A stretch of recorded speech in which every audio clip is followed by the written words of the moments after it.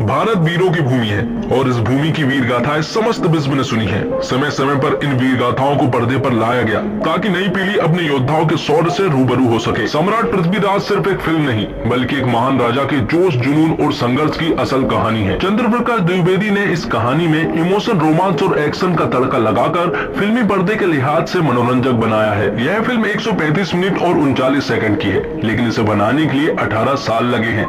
जी हाँ, कुछ समय पहले ही अक्षय कुमार ने इस बात का खुलासा भी किया था। तो आइए जानते हैं सम्राट पृथ्वीराज फिल्म की स्टोरी क्या है। लेकिन उससे पहले हमारे वीडियो को लाइक कीजिए और चैनल को सब्सक्राइब कीजिए ताकि आपको इसी तरह के लेटेस्ट और फ्रेश कंटेंट मिलते रहे। तो फिल्म की शुरुआत होती है अफगानिस्तान के गजनी से, जहाँ पर सम्राट पृथ्वीराज चौहान को मोहम्मद गौरी ने बंदी बनाकर रखा है और आज ही पृथ्वीराज चौहान को सजा भी दी जानी है। मोहम्मद गौरी बार बार सम्राट से कहता है कि वह उसके सामने घुटने टेक दे। अगर सम्राट ऐसा कर देता है तो मोहम्मद गौरी उसे रिहा कर देगा, लेकिन पृथ्वीराज हमेशा की तरह घुटने टेक देने से साफ इनकार कर देता है। इसलिए सजा के तौर पर पृथ्वीराज को शेरों से लड़वाया जाता है, वो भी उस हालत में जब मोहम्मद गौरी ने पृथ्वीराज की दोनों आंखें निकलवा दी थी। सुना है पृथ्वीराज अकल का अमीर और कानों का धनी है और इसी बात का आज उसे जनता के सामने प्रमाण देना था। थोड़ी देर के बाद एक शेर को पृथ्वीराज की तरफ छोड़ा जाता है और पृथ्वीराज को उस शेर की आवाज को महसूस कर ही उसे मारना था। जब वो शेर पृथ्वीराज के नजदीक आता है तो पृथ्वीराज उसे बड़े ही आसान तरीके से मार देता है, लेकिन थोड़ी ही देर के बाद वहाँ पर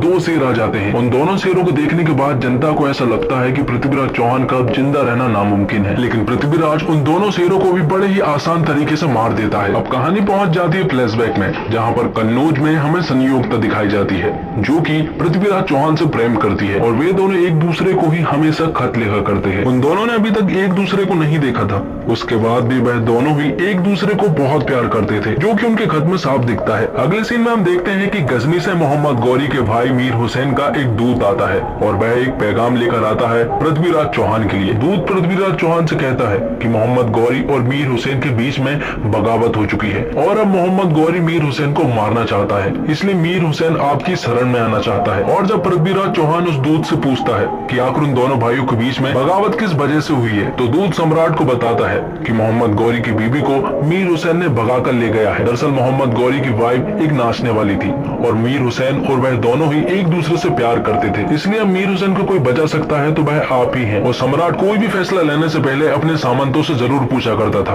और जब वह अपने सामंतों से पूछता है तो काना काका पृथ्वीराज से कहते हैं कि एक नाचने गाने वाली की वजह से वह सुल्तान से क्यों भिड़ना चाहता है, तो सम्राट कहता है कि क्या नाचने गाने वाली की कोई इज्जत नहीं रहती। काका सम्राट से कहता है कि वह भूल गया है कि गजनी का महमूद बहुत ही खतरनाक आदमी है, तो सम्राट कहता है कि नहीं भूला है वो कि किस तरह से गजनी के महमूद ने सोमनाथ के मंदिरों को तोड़ा था और शिव के ज्योतिर्लिंग के टुकड़े को महमूद की मस्जिद के सामने रखा गया था ताकि आने जाने वाले उस ज्योतिर्लिंग के टुकड़े के ऊपर से निकल कर जाए और अपने पैर की धूल साफ करे। तो काका सम्राट से कहते हैं तो फिर मीर हुसैन को वह क्यों शरण देना चाहता है, तो सम्राट कहता है कि युद्ध के भय से वह अपना धर्म नहीं छोड़ सकता। शरण में आए हुए की रक्षा करना हिंदू का धर्म है और अपने रक्त की अंतिम बूंद तक मैं अपने धर्म का पालन करूंगा, इसलिए सारे सामंतों को सम्राट की बात माननी पड़ती है। और अगले ही दिन वह मीर हुसैन को लेने के लिए चले जाते हैं। सम्राट ने मीर हुसैन को शरण तो दे दी थी, लेकिन सभी जानते हैं कि मोहम्मद गौरी अपने भाई से बदला जरूर लेगा और अगले ही दिन सम्राट के दरबार में मोहम्मद गौरी का एक दूत आता है और वो सम्राट से कहता है कि मीर हुसैन ने मोहम्मद गौरी की बीबी को भगाने का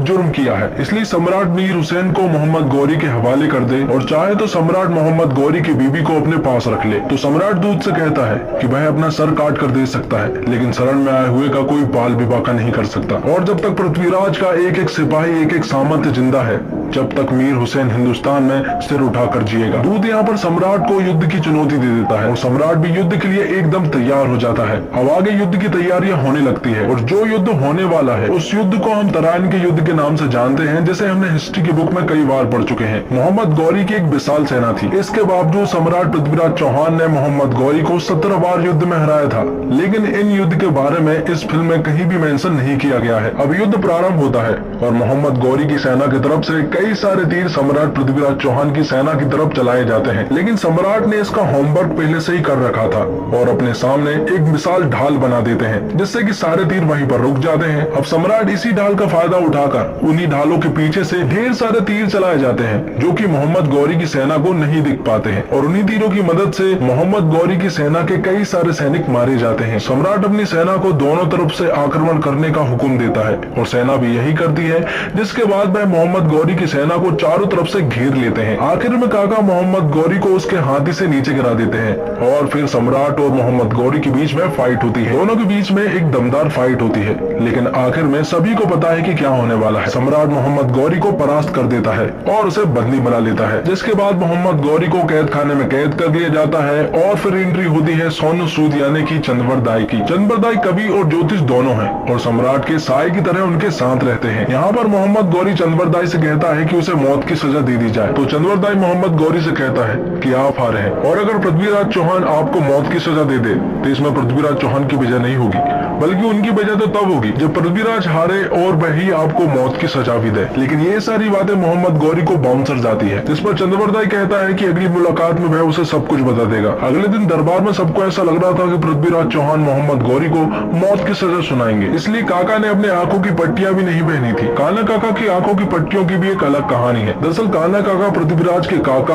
और एक महान योद्धा है। ऐसा कहा जाता है कि उन्होंने प्रण किया था कि अगर पृथ्वीराज चौहान के सामने कोई मूंछ पर ताव देगा तो वह उसके सर को काट देंगे या फिर खुद मर जाएंगे। ऐसे एक बार दरबार में किसी राजा ने पृथ्वीराज चौहान के सामने मूंछों पर ताव दे दिया था, तो काका ने उसे जान से मार दिया था। तो सम्राट ने काका को सजा दी थी और सजा के तौर पर उन्हें जिंदगी भर आंखों पर पट्टी बांधने को कहा था, और वह अपनी पट्टी को सिर्फ तभी खोल सकते हैं जब या तो युद्ध हो या फिर वह किसी औरत से प्रेम कर रहे हो। लेकिन काकी तो सालों पहले ही मर चुकी थी, इसलिए आंखों की पट्टी खुलने का सिर्फ युद्ध ही सहारा है। आगे हम देखते हैं कि पृथ्वीराज चौहान ये फैसला लेता है कि वह मोहम्मद गौरी को छोड़ देगा। सारे सामंत मना करते हैं और कहते हैं कि मोहम्मद गौरी को मौत की सजा दी जाए, लेकिन सम्राट उसे एक और मौका दे देता है। इन सब चीजों के बाद सम्राट पृथ्वीराज चौहान अजमेर का राजा तो था ही, साथ में उसे दिल्ली का भी राजा बना दिया जाता है। लेकिन जब ये बात कन्नौज के राजा जयचंद को पता चलती है कि पृथ्वीराज को दिल्ली का राजा बना दिया गया है, तो वह बौखला जाता है, क्योंकि उसे ऐसा लग रहा था कि दिल्ली का अगला राजा तो वही बनने वाला है। लेकिन ऐसा नहीं हुआ। जयचंद की बेटी का नाम संयोगिता है और संयोगिता पृथ्वीराज चौहान से प्रेम करती है, लेकिन ये बात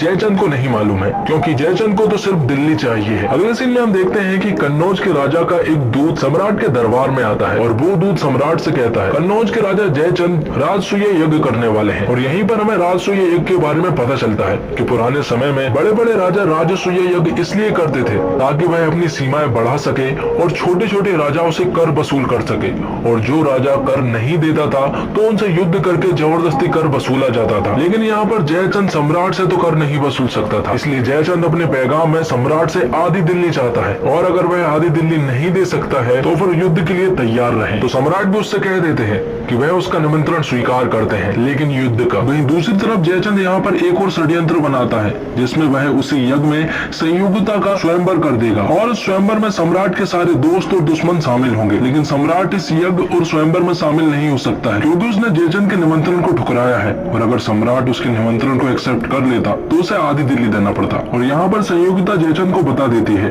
कि वह सम्राट पृथ्वीराज चौहान से प्रेम करती है और उसी से शादी करेगी, और अगर ऐसा नहीं होता है तो वह उसी यज्ञ में कूदकर जान दे देगी। जिसके बाद संयुक्ता अपने कमरे में चली जाती है। साथ में यहाँ पर जयचंद को यह भी पता चलता है कि जो इंसान निमंत्रण अस्वीकार करता है उसे पहले युद्ध में हराना पड़ता है, उसी के बाद यज्ञ हो सकता है। लेकिन इस रीत का भी उनके पास तोड़ था, जिस आदमी ने निमंत्रण अस्वीकार किया हो उसका पुतला बना दिया जाता है। तो यहाँ पर भी वह सम्राट का एक सोने का पुतला बना देते हैं और उसे दरबान के रूप में उनके महल के दरवाजे पर खड़ा कर दिया जाता है। और ये बात संयोगिता को भी पता चल चुकी थी, जिसके अगले ही दिन स्वयंवर और राजसूय यज्ञ दोनों ही होने थे। लेकिन संयोगिता यहाँ पर सबके सामने बता देती है कि वह सम्राट पृथ्वीराज चौहान से प्रेम करती है और उसी से शादी करेगी। इसलिए संयोगिता सम्राट के पुतले के पास जाती है और उसे माला पहना देती है। इससे पहले कि जयचंद कुछ कर पाता, हम देखते हैं कि सम्राट अपने काका और चंद्रवरदाई के साथ वहाँ पर आ रहा होता है। सम्राट को इस तरह आता हुआ देखकर संयोगिता उसे निहारने लगती है, क्योंकि उसने उसे पहली बार देखा था। और सम्राट के आते ही संयोगिता सम्राट के घोड़े पर बैठ जाती है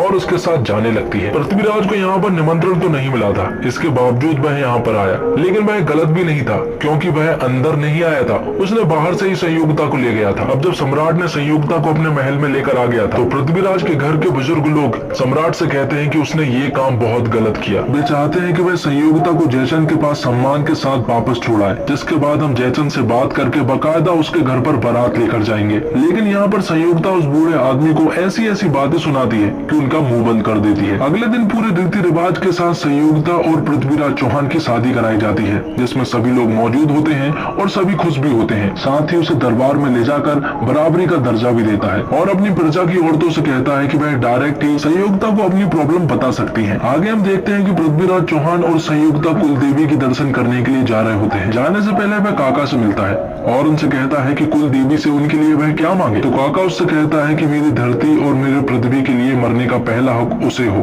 दूसरी तरफ हम देखते हैं कि जयचंद अपने सामंतों से कहता है कि वह गौड़पुर पर जाकर हमला करे और इसे अपने कब्जे में करे। तो जयचंद की पूरी सेना गौड़पुर की तरफ निकल जाती है। वहीं दूसरी तरफ सम्राट की सेना को भी ये पता चल चुका था कि जयचंद की सेना गौड़पुर पर अटैक करने वाली है, लेकिन प्रॉब्लम ये थी कि सम्राट यहाँ पर नहीं था, वह कुल देवी के दर्शन करने के लिए गया था। इसलिए ये युद्ध उन्हें बिना सम्राट के ही लड़ना था और इस बात से सभी लोग मान भी जाते हैं। अब क्योंकि युद्ध होना था, इसलिए काका अपनी आंखों की पट्टियों को निकाल लेते हैं और युद्ध करने के लिए गौड़पुर पहुंच जाते हैं। और फिर सम्राट की सेना और जयचंद की सेना के बीच में युद्ध होता है, जिसमें सम्राट की सेना वीरता से उनका सामना करती है। लेकिन यहाँ पर काका के साथ साथ 64 सामंत और सैनिक मारे जाते हैं, लेकिन ये युद्ध सम्राट की सेना जीतती है। सम्राट जब कुल देवी के दर्शन करके वापस आता है तो उसे एक धक्का सा लगता है, क्योंकि जब उसे पता चलता है कि उसके 64 सैनिक और सामंत शहीद हो चुके हैं, जिनमें काका भी शामिल थे, तो उसे बहुत बुरा लगता है। साथ ही यहाँ पर हम देख पाते हैं कि संयोगिता को भी काफी बुरा लग रहा था, क्योंकि लोग तरह तरह की बातें कर रहे थे। उन्हें ऐसा लग रहा था कि ये सारा युद्ध संयोगिता की वजह से ही हुआ है और ये 64 लोग संयोगिता की वजह से ही मारे गए हैं। आगे हम देखते हैं कि जो सामंत और सैनिक शहीद हुए हैं, उन्हीं के लड़के बच्चे सम्राट के पास आते हैं और उनसे कहते हैं कि उनकी जगह वो लेना चाहते हैं, ताकि वह अपनी मातृभूमि और सम्राट की रक्षा कर सके। इसलिए सम्राट उन्हें भगवा कलर की पगड़ी पहनाकर अपनी सेना में शामिल कर लेता है। आगे हम देखते हैं कि जयचंद गौड़पुर के युद्ध को भी पूरी तरह से हार चुका था और अब उसके पास कोई भी रास्ता नहीं था। इसलिए वह अपने पास एक सौदागर को बुलाता है और मोहम्मद गौरी से एक सौदा करने के लिए उससे कहता है, जिसके बाद सौदागर मोहम्मद गौरी के पास जाता है और उसे सौदे के बारे में बताता है। सौदागर उससे कहता है कि अगर वह पृथ्वीराज चौहान को जिंदा पकड़कर जयचंद के हवाले करता है तो जयचंद उसे ढेर सारी रकम देगा, क्योंकि दुश्मन का दुश्मन दोस्त होता है। और ये बात सुनने के बाद मोहम्मद गौरी उसकी बात को मान जाता है। अब मोहम्मद गौरी और सम्राट पृथ्वीराज चौहान की सेना के बीच में युद्ध शुरू हो जाता है, लेकिन 10 दिन हो चुके थे और अभी तक कोई भी परिणाम नहीं निकला था। मोहम्मद गौरी के कुछ सैनिक मोहम्मद गौरी से कहते हैं कि ये लोग हमसे हारते क्यों नहीं है, उनकी सेना और हमारी सेना बराबर की है, इसके बावजूद हम उनसे हारते हैं। तो मोहम्मद गौरी उनसे कहता है कि जिस जमीन को हम जमीन कहते हैं, उस जमीन को वह मातृभूमि कहते हैं और उस मातृभूमि की रक्षा के लिए वह अपनी जान भी दे सकते हैं। मोहम्मद गौरी बहुत अच्छे से समझ चुका था कि वह पृथ्वीराज चौहान को सामने से तो नहीं हरा सकता था, इसलिए वह उसे छल से हराने की सोचता है। इसलिए मोहम्मद गौरी अपने कई सारे सैनिकों को सम्राट पृथ्वीराज चौहान के लोग जहां पर रुके हुए थे वहां पर भेज देता है और रात में पृथ्वीराज चौहान के सैनिक जब सो रहे होते हैं तब उन्हें मार देते हैं और पूरे इलाके में आग लगा देते हैं। पृथ्वीराज चौहान को जब ये बात पता चलती है और जैसे वह बाहर आता है वह मोहम्मद गौरी के लोगों को मारने लगता है, लेकिन यहाँ पर मोहम्मद गौरी के कई सारे सैनिक पृथ्वीराज चौहान के सैनिकों पर तलवार रख देते हैं और इसी छल के कारण उसे बंदी बनना पड़ता है। और जब ये बात संयोगिता को पता चलती है कि पृथ्वीराज चौहान बंदी बन चुके हैं, साथ में उसे ये भी बताया जाता है कि मोहम्मद गौरी की सेना यहाँ पर कभी भी आक्रमण कर सकती है, इसलिए उन्हें इस शहर को छोड़कर चले जाना चाहिए। लेकिन संयोगिता उससे कहती है कि उसने पृथ्वीराज चौहान के साथ जीने मरने की कसम खाई थी, इसलिए वह सारे सामंतों की स्त्रियों को अपने पास बुलाती है, क्योंकि वह एक बहुत बड़ा यज्ञ करने वाली थी। और जैसे ही यहाँ पर यज्ञ समाप्त होता है, सारी औरतें उस यज्ञ में अपनी जान की आहुति दे देती हैं। आगे हम देखते हैं कि मोहम्मद गौरी चंद्रवरदाई से मिलता है, जो कि उनकी दूसरी मुलाकात थी। पहली मुलाकात में चंद्रवरदाई ने मोहम्मद गौरी से कहा था कि आप हारे हैं और अगर पृथ्वीराज चौहान आपको मार देते हैं तो इसमें पृथ्वीराज चौहान की विजय नहीं होगी, बल्कि उनकी विजय तो तब होगी जब पृथ्वीराज चौहान हारे और वही आपको मारे। मोहम्मद गौरी चंद्रवरदाई से कहता है कि अब उसकी शान मिट चुकी है और अब पृथ्वीराज चौहान कुछ भी नहीं कर सकता, क्योंकि अब तो सम्राट के पास दोनों आंखें भी नहीं है। तो चंद्रवरदाई यहाँ पर मोहम्मद गौरी को एक बहुत ही सुंदर बात कहता है। वह कहता है जुगनियों को गुमान है कि उन्होंने सूरज को कैद कर लिया। जुगनियों को क्या पता कि उनके शहर में सूरज उगा ही कहाँ है। पृथ्वीराज चौहान के चाहने वालों को लगता है कि वह सूरज थे और उनके आगे गौरी समेत सब जुगनू। साथ में चंद्रबरदाई मोहम्मद गौरी से ये भी कहता है कि अभी तक उन्होंने सम्राट का शौर्य देखा कहाँ है, उन्होंने तो अभी तक उसे सिर्फ धोखे से ही हराया है। साथ में चंद्रबरदाई उसे ये भी कहता है कि सुल्तान के वीर सम्राट से चुनौती देकर लड़े और जब भी उससे लड़े तो उससे आहट करके लड़े। शर्त सिर्फ इतनी है कि जब भी उनका सैनिक उनसे लड़े तो आहट करे या फिर आवाज देकर लड़े। और उनके इस कवि चंद्रबरदाई को उस समय अपने स्वामी के सामने खुतबा पढ़ने की इजाजत मिले तो मोहम्मद गौरी इस चैलेंज को एक्सेप्ट कर लेता है। और अगले ही दिन जैसे ही सम्राट पृथ्वीराज चौहान की मैदान में एंट्री होती है तो वहाँ की प्रजा पृथ्वीराज चौहान की जय जयकार करने लगती है, क्योंकि उन्होंने अभी तक ऐसे सूरवीर को कभी भी नहीं देखा था। तो अगले दिन पृथ्वीराज चौहान की चुनौती ये थी कि उसे धनुष के साथ 7 तीर दिए जाएंगे और उस मैदान में 7 सिपाही होंगे और वह आहट भी करेंगे। और अगर पृथ्वीराज चौहान ने उन 7 सिपाही में से किसी एक को भी मार गिराया तो वह खुद तो आजाद होगा, साथ में उसके सारे सिपाही भी आजाद हो जाएंगे। मतलब कि पृथ्वीराज के पास 7 तीर हैं और 7 मौके। लेकिन पृथ्वीराज इस चुनौती को ठुकरा देता है और उससे कहता है कि उसे इतना बड़ा मौका नहीं चाहिए, बल्कि उसे तो सिर्फ एक मौका चाहिए, जिसमें एक मौका होगा, एक तीर होगा और एक ही सिपाही होगा। और वह सिपाही कोई और नहीं बल्कि मोहम्मद गौरी होगा। तो मोहम्मद गौरी भी उसके चैलेंज को एक्सेप्ट कर लेता है और मैदान में उतर जाता है अपने घोड़े और भाले को लेकर। मोहम्मद गौरी को ऐसा लग रहा था कि वह सम्राट को बड़े ही आसानी से मार देगा, क्योंकि उसकी दोनों आंखें नहीं है और वह आहट करके ही सिर्फ मार सकता है। मोहम्मद गौरी उसे भटकाने की कोशिश करता है और अलग अलग रास्ते से उसकी तरफ भाला लेकर बढ़ता है, लेकिन सम्राट पृथ्वीराज चौहान शब्द भेदी बाढ़ चलाने में निपुण है। और जैसे ही मोहम्मद गौरी सम्राट पृथ्वीराज चौहान के पास आता है, सम्राट उसे एक ही तीर में मौत के घाट उतार देते हैं। मोहम्मद गौरी तो मारा जा चुका था और जैसे ही चंद्रबरदाई सम्राट के पास आता है तो मोहम्मद गौरी के सैनिक सम्राट पृथ्वीराज चौहान और चंद्रबरदाई को ढेर सारे तीरों से छलनी कर देते हैं और यहाँ पर दोनों ही शहीद हो जाते हैं। यह सच है कि पृथ्वीराज चौहान यदि गजनी के मोहम्मद गौरी की जान नहीं बख्शते